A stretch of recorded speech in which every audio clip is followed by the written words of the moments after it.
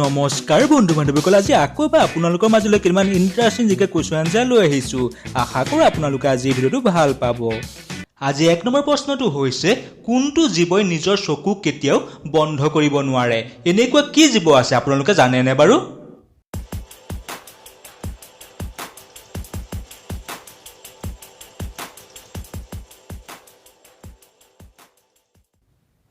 ইয়াৰ উত্তৰটো হৈছে golden fish. আজি 2 নম্বৰ প্ৰশ্নটো হৈছে, কোন চৰাই মাত সকলোতকৈ ধুনীয়া হয়? এনেকুৱা কি চৰাই আছে আপোনালোকে জানেনে বাৰু?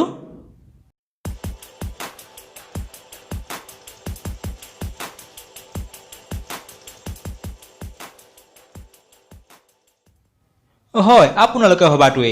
ইয়াৰ উত্তৰটো হৈছে বুলবুল চৰাই। আজি 3 নম্বৰ প্ৰশ্নটো হৈছে, গাই গৰুৰ মুখত কেইটা দাঁত থাকে?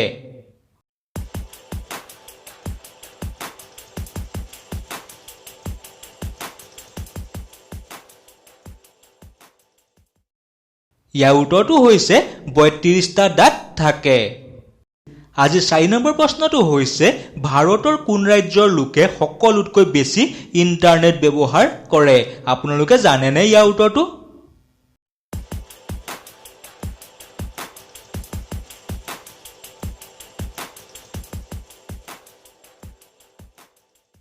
ইয়াৰ উত্তৰটো হৈছে মহাৰাষ্ট্ৰৰ লোকে। মহাৰাষ্ট্ৰৰ লোকে সকলোতকৈ বেছি ইণ্টাৰনেট ব্যৱহাৰ কৰে। আজি 5 নম্বৰ প্ৰশ্নটো হৈছে, নেপালত মুঠ কেইখন ৰাজ্য আছে? আপোনালোকে জানেনে?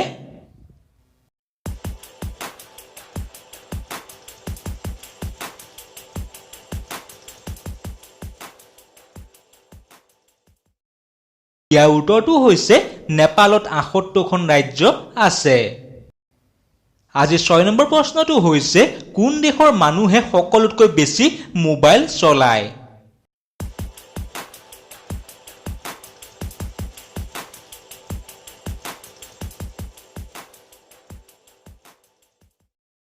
ইয়াৰ উত্তৰটো হৈছে ভাৰতৰ মানুহে সকলোতকৈ বেছি মোবাইল চলায়। আজি 7 নম্বৰ প্ৰশ্নটো হৈছে, কিতাপৰ পুৰণি দোকান ক'ত আছে? আপোনালোকে জানেনে ইয়াৰ উত্তৰটো?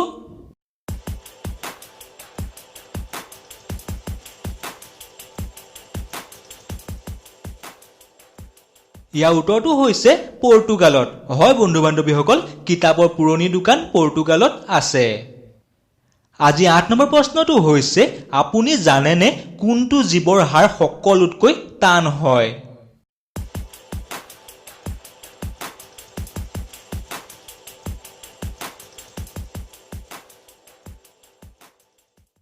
ইয়াৰ উত্তৰটো হৈছে বাঘৰ হাড়।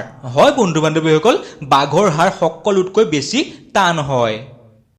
আজি 9 নম্বৰ প্ৰশ্নটো হৈছে, ভাৰতৰ কিমানখন ৰাজ্যত গংগা নদী বিয়পে?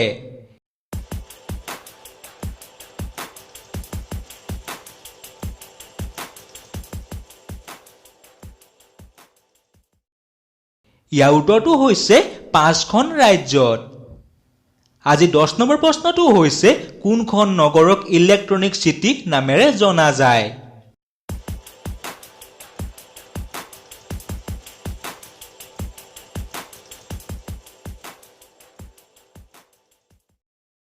ইয়াৰ উত্তৰটো হৈছে বেংগালুৰুক।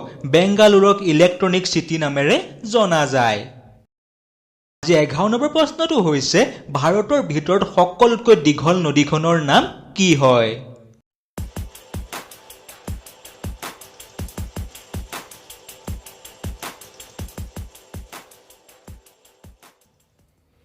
ইয়াৰ উত্তৰটো হৈছে গংগা নদী।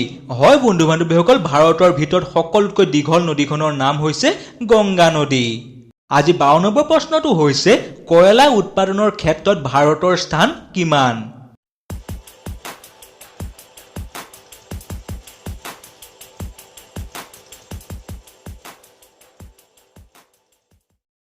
ইয়াৰ উত্তৰটো হৈছে তৃতীয়। কয়লা উৎপাদনৰ ক্ষেত্ৰত ভাৰতৰ স্থান তৃতীয়। আজি 13 নম্বৰ প্ৰশ্নটো হৈছে, সোণ সকলোতকৈ কম দামত কোন দেশত পোৱা যায়?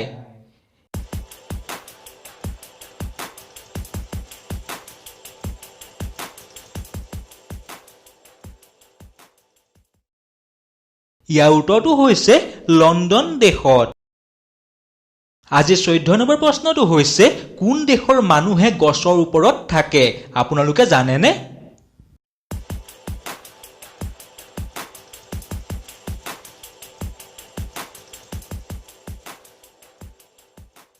ইয়াৰ উত্তৰটো হৈছে কংগো বেচিন মানুহে। আজি 15 নম্বৰ প্ৰশ্নটো হৈছে ভাৰতৰ কোন ৰাজ্যৰ জনসংখ্যা 10 লাখৰো কম হয়?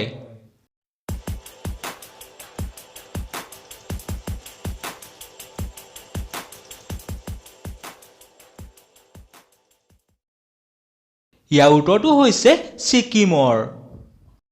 আজি 16 নম্বৰ প্ৰশ্নটো হৈছে কোন দেশৰ মানুহে নিজৰ জন্মদিন নাপাতে?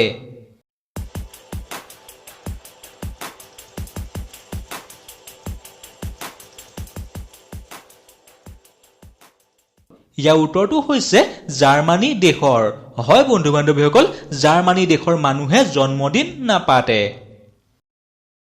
17 নম্বৰ প্ৰশ্নটো হৈছে পুলিচৰ পদৰ ভিতৰত সকলোতকৈ ডাঙৰ পদটো কি হয়?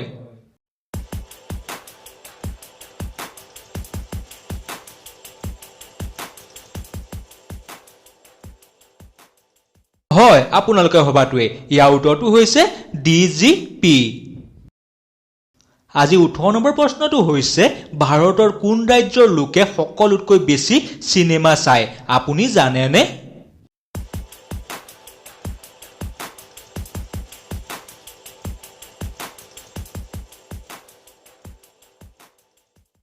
ইয়াৰ উত্তৰটো হৈছে মহাৰাষ্ট্ৰৰ লোকে।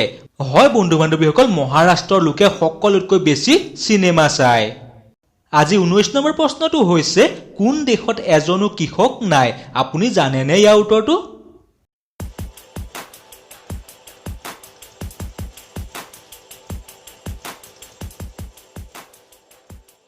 ইয়াৰ উত্তৰটো হৈছে ভেটিকান চিটিত। হয় বন্ধু বান্ধৱীসকল, ভেটিকান চিটিত এজনো কৃষক নাই। আজি 20 নম্বৰ প্ৰশ্নটো হৈছে কোন দেশত জীৱ জন্তুক হত্যা কৰিলে ফাঁচীৰ শাস্তি দিয়ে?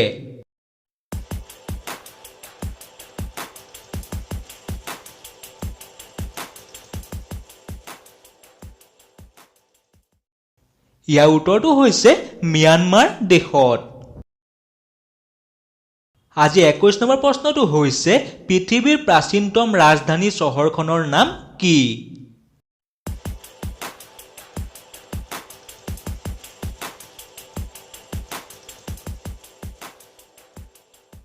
ইয়াৰ উত্তৰটো হৈছে ডামাস্কাছ। হয় বন্ধু বান্ধৱীসকল, ডামাস্কাছ পৃথিৱীৰ প্ৰাচীনতম ৰাজধানী চহৰ হয়। আজি 22 নম্বৰ প্ৰশ্নটো হৈছে বিশ্বৰ সৰ্বপ্ৰথম মহিলা মহাকাশ যাত্ৰী কোন?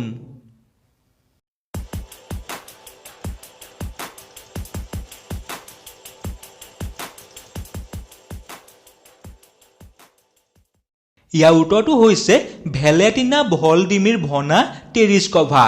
তেখেত ৰাছিয়াৰ হয়। আজি 23 নম্বৰ প্ৰশ্নটো হৈছে এভাৰেষ্ট আৰোহণ কৰা বিশ্বৰ সৰ্বপ্ৰথম মহিলা কোন হয়?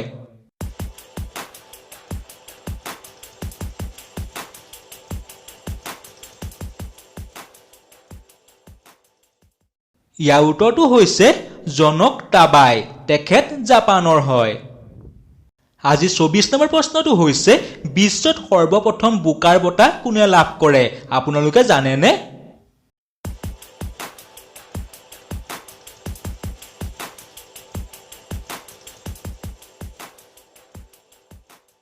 ইয়াৰ উত্তৰটো হৈছে PH নিউবাই।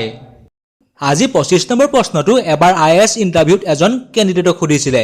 তেখেতক সুধিছিলে এগৰাকী মহিলাই এনেকুৱা কি কাম কৰিলে CC শব্দ কৰে। এইখিনিতে আপোনালোকলৈ বোলে এটা অনুৰোধ, যদি ভিডিঅ'টো ভাল পাইছে এটা লাইক কৰি দিব আৰু এতিয়ালৈকে যে চেনেলটো ছাবস্ক্ৰাইব কৰা নাই তেতিয়াহ'লে ছাবস্ক্ৰাইব কৰিবলৈ নাপাহৰিব। ধন্যবাদ। তেতিয়া সেই কেণ্ডিডেটজনে অলপ ভাবি উত্তৰ দিলে, ছাৰ এগৰাকী মহিলাই নিজৰ সৰু সন্তানক পেচাব কৰোৱাৰ সময়ত CC শব্দ কৰে। বন্ধু বান্ধৱীসকল, এই প্ৰশ্নটোৰ উত্তৰ এইটোৱে। বাৰু আপোনালোকেও এনেকৈ ভাবিছিলে কমেণ্ট কৰি জনাবলৈ নাপাহৰিব। আজি 26 নম্বৰ প্ৰশ্নটো হৈছে ভাৰতীয় ফুটবল সংস্থাৰ সভাপতি প্ৰথম অসমৰ ব্যক্তিজন কোন হয়?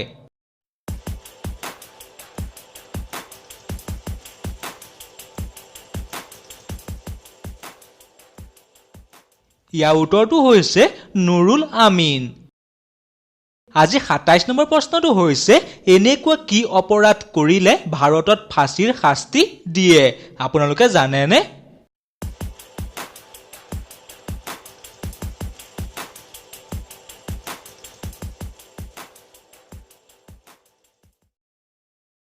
হয়, আপোনালোকে ভবাটোৱে ইয়াৰ উত্তৰটো হৈছে দেশদ্ৰোহী অপৰাধত।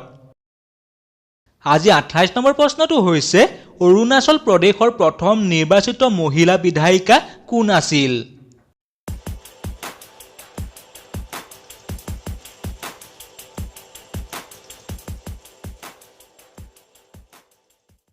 ইয়াৰ উত্তৰটো হৈছে নিয়াৰী ৱেলি। আজি ২৯ নম্বৰ প্ৰশ্নটো হৈছে পৃথিৱীৰ ভিতৰত কোন দেশৰ মানুহ সকলোতকৈ বেছি পঢ়া শুনা কৰা হয়?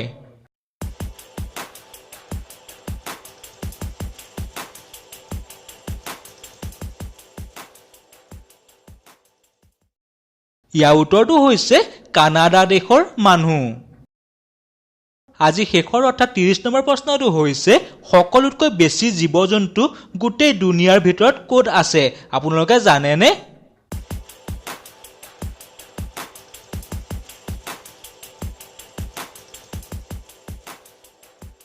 হয়, আপোনালোকে ভবাটোৱে ইয়াৰ উত্তৰটো হৈছে ভাৰতত। গতিকে বন্ধু বান্ধৱীসকল আজিলৈ ধন্যবাদ।